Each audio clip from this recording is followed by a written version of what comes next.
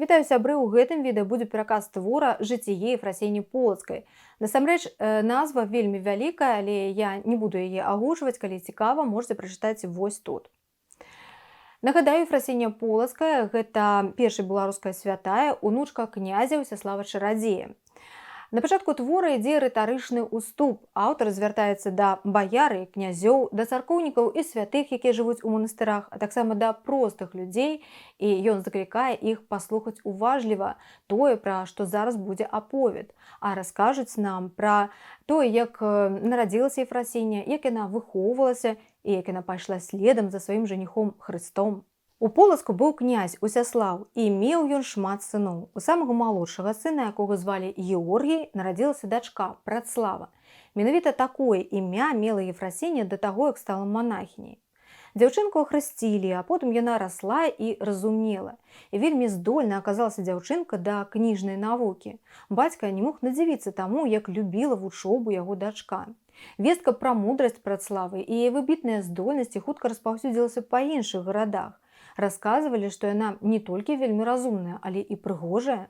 Да бацькі Працлавы адусюль пачалі прыязджаць розныя слаўныя князі. І ехалі яны з адной мэтай, яны хацелі ажаніць сваіх сыноў з Працлавай. Князь Георгій нікому нічога не абяцаў. Гаварыў, но ўсё воля Божая. Пакуль з ім не пажадаў парадніцца адзін вельмі слаўны і вельмі багаты князь. Бацькі амаль дамовіліся, а Працлава, даведаўшыся пра тое, што яе збіраюцца выдаць замуж, без энтузіязму ўспрыняла гэтую навіну. Аўтар жыцця піша, што ёй было 12, але мы памятаем, што гэта была вельмі разумная дзяўчынка. І яна пачала разважаць так. Што рабілі мае продкі? Яны жаніліся і выходзілі замуж. Потым княжылі і паміралі. Але яны не жылі вечна. А вось жанчыны, якія абралі сваім жаніхом Хрыста і пайшлі на пакуты падчас зямнога жыцця, яны потым узнесліся на неба. І цяпер там разам з анёламі праслаўляюць Бога. І Працлава абрала той шлях, які павінен быў яе прывесці да жыцця вечнага. Яна пайшла ў манастыр. Аб сваім рашэнні ні бацьку, ні маці яна не паведаміла. Ігуменяй у манастыры была княгіня Раманова, цётка Працлавы, і дзяўчына звярнулася да яе, каб тая пастрыгла яе ў монахіні. Княгіня паглядзела на Працлаву, на тое, якая яна маладая і прыгожая, і сказала: «Ты што, твой бацька на мяне будзе гневацца? Ды і занадта маладая ты, каб вытрымаць цяжар манаскага жыцця. Ды і падумай, як добра ты магла б пражыць сваё зямное жыццё. Ты будзеш княжыць, мець славу ўсяго свету». На што Працлава адказала: «Усё ў гэтым свеце слаўнае і прыгожае, але яно хутка мінае, як сон, альбо вяне, як кветка. Вечнае ж і нябачнае у вякі існуе». І княгіня здзівілася таму, якія мудрыя рэчы гаварыла гэтая дзяўчына. І ў выніку яна пагадзілася зрабіць так, як хацела Працлава. Дзяўчыну пастрыглі ў монахіні і далі ёй імя Ефрасіня. Калі бацька даведаўся, ён прыйшоў у манастыр і сказаў дачцэ: «Ты што ты нарабіла? Чаму ты мне нічога не сказала? Гора мне, твайму бацьку». Але Ефрасіня ніколькі не шкадавала аб тым, што яна зрабіла, бо ведала, што так і павінна быць. На цяжкасці жыцця монахіні яна таксама не зважала і ўсіх пераўзыходзіла ў посце і малітве. У сэрца сваё дапускала выключна дабрачынныя думкі. Некаторы час яна жыла ў манастыры, а потым у мураванай келлі царквы Святой Сафіі. Там яна перапісвала кнігі, а прыбытак ад продажу іх ішоў на дабрачыннасць. І вось аднойчы ноччу пасля доўгай малітвы Ефрасіня заснула, і ёй прыснілася, што яе ўзяў за руку анёл і прывёў яе ў цэркаўку Святога Спаса, у сяльцо непадалёк Полацка. І анёл сказаў ёй: «Ты павінна быць тут». Ефрасіня абудзілася і падумала, што б гэта магло азначаць. Гэты сон паўтарыўся ў тую ноч тройчы. І ў гэтую ж самую ноч той жа сон убачыў яшчэ адзін чалавек, епіскап Ілья. Ён у той час кіраваў прастолам Святой Сафіі ў Полацку. І анёл сказаў епіскапу, што той павінен увесці Ефрасіню ў цэркаўку Святога Спаса, што ў святым месцы, якое называецца сяльцо, бо Ефрасіня вартая нябеснага царства. Тады епіскап паклікаў князя Барыса, дзядзьку Ефрасініі, а таксама бацьку яе паклікаў князя Георгія і саму Ефрасіню і яшчэ некалькіх пачэсных мужоў, і пры ўсіх гэтых сведках епіскап сказаў, што аддае ў дар Ефрасіні цэркаўку Святога Спаса. І калі Ефрасіня прыехала ў сяльцо, яна адразу ж увайшла ў царкву, пакланілася і прамовіла, звярнуўшыся да Бога. Сказала, што прыйшла сюды нічога з сабой не ўзяўшы, акрамя кніг. А кнігі для яе – гэта уцеха для душы і радасць для сэрца. І пачала Ефрасіння там жыць, яна перапісвала кнігі, і праз некаторы час звярнулася да бацькі з просьбай, каб ён адпусціў сюды да яе сястру Гардзіславу. Яна будзе яе грамаце вучыць. Бацька пагадзіўся, адпусціў Гардзіславу, і Ефрасіння некаторы час яе вучыла. А потым яна употай ад бацькі пастрыгла ў манахіні і сваю сястру. Цяпер Гардзіслава стала Еўдакіяй. Калі бацька даведаўся пра гэта, то ён вельмі раззлаваўся. Ён прыехаў да яе і не змог стрымаць слёз. Абняў Еўдакію і сказаў: «Ну і каго мне цяпер замуж выдаваць? І для чаго мы вас з жонкай на свет нарадзілі? Думалі, што будзем радавацца зямному шчасцю сваіх дзяцей, а замест гэтага ў сэрцы толькі горкі смутак». Ефрасіння адказаў на гэта бацьку: «Затое мы маем самага лепшага заступніка, самого Господа Бога».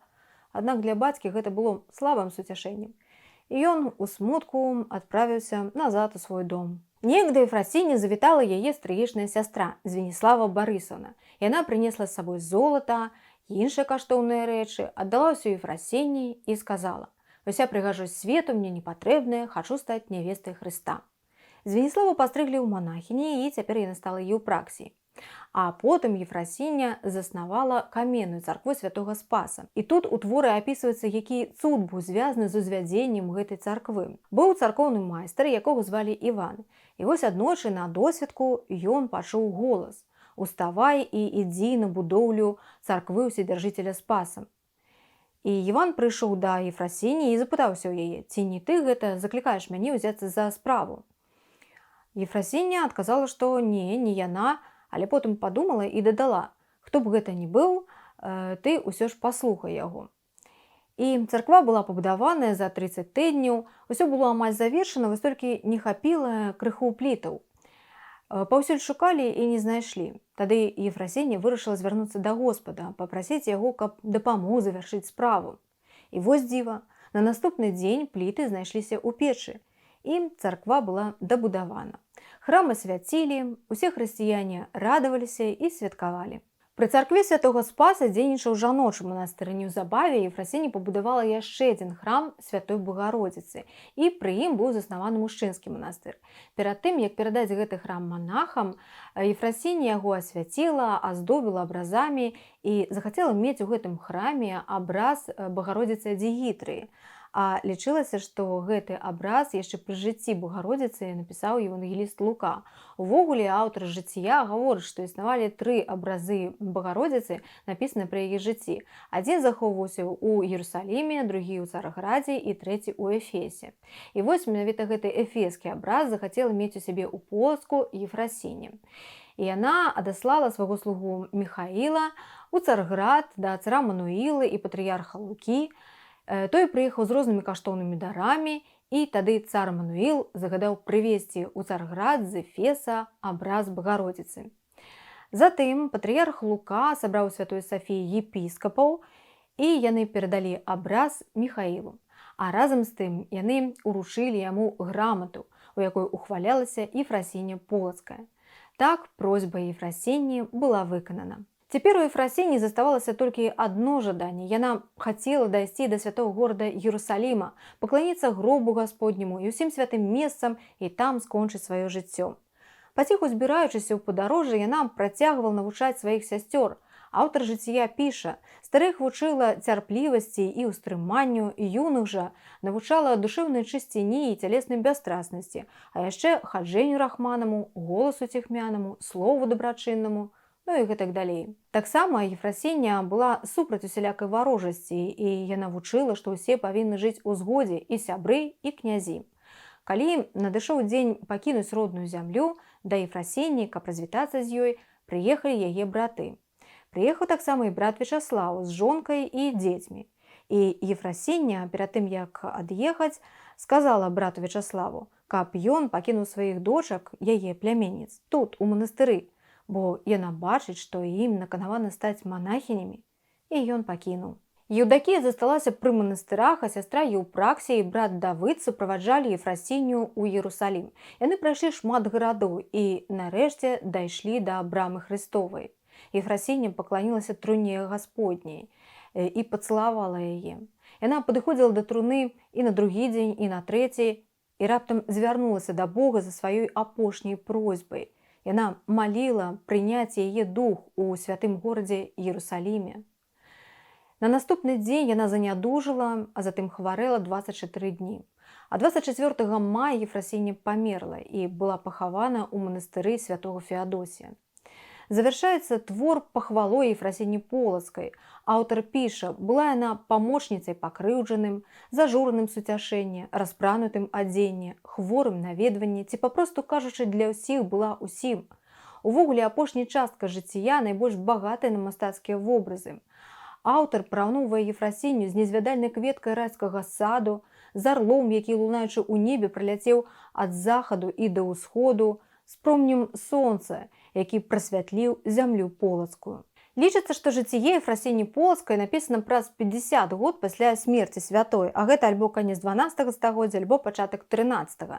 Ёсць версія, што аўтарам мог быць не проста сучаснік Ефрасіні Полацкай, а чалавек блізкі да яе. Сярод імён, якія называюцца, ёсць тыя, якія ўзгадваліся ў гэтым творы. Слуга Міхаіл, монах Давыд, монахіня Еўпраксія. Твор напісаны на царкоўна-славянскай мове ў стылі агеаграфічных традыцый сярэднявечча. Агеаграфія – гэта аповед пра жыццё святога. Старажытныя кніжнікі не раз перапісвалі жыццё, а таму існуе нямала варыянтаў гэтай агеаграфічнай аповесці. Вось і ўсё. Стаўце падабайкі, пакідайце каментарыі і дзяліцеся з сябрамі гэтым відэа.